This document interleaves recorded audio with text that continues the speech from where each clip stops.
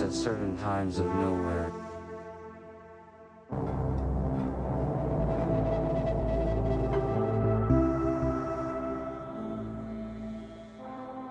In some time, you will understand.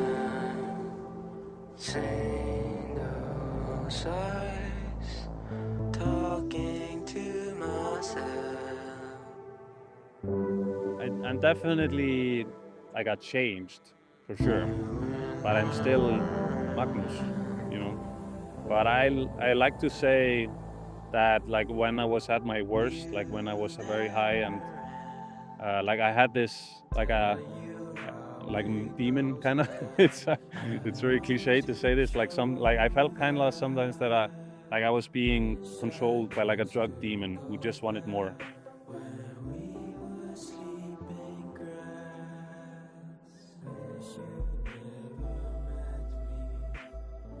It was a point.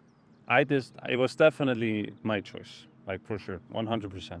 I wasn't forced to go into rehab or anything like that. It was 100% my choice. One day, I had moved away from my parents again, and I told them to go screw themselves again.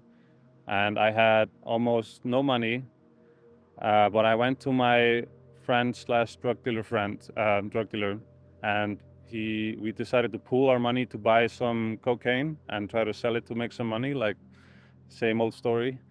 And then he had some leftover meth, and he was just smoking it from some aluminum paper in the room. Like we were in his very small room, like I wouldn't even call it an apartment. It was like a big closet in the in the attic. It was just one room, and yeah, he was just smoking some meth, and I was really hungry, but I couldn't go and buy food because I didn't have any money.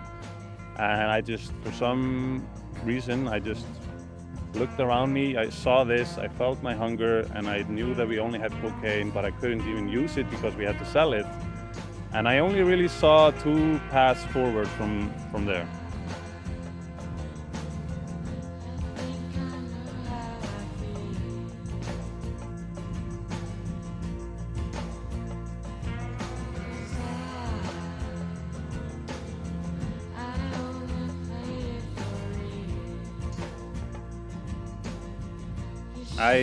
I'd started drinking at 17, and it lasted for about 5 years until I became clean. It was a very progressive thing. Like it started, like I said, with alcohol, cigarettes, weed, and then it evolved into harder and harder substances. And in the end, I was just pretty much doing like painkillers and yeah, Xanax and stuff like that, benzos. Yeah. Like that night when I decided to quit, I did call my parents, and I cried like a motherfucker. And I told them like I'm sorry for everything, and like please can you come pick me up, and I wanna go to rehab. I did the 12 steps after I came out. Yeah, I went through the whole. I found a sponsor and did the 12 steps. In the 8th step, or in the 4th one, I don't remember. No, it was the 8th one. You make a list of all the people that you've hurt, and like what you did to them, and in the 9th step you have to like seek out those people and apologize or try to make amends. I remember especially I had to apologize to one of my primary school friends who got into trouble with the police because of me. I was storing some drugs in his car while there was a festival, and then the police came and they found the drugs in his car, and he got dragged to the station. But I turned myself in, but he was left like emotionally and like mentally scarred afterwards, and I was really happy to like he was willing to meet me and to talk it out, and I know that it meant a lot to him. Like it like meant a lot to him. Like it was like he gave him closure.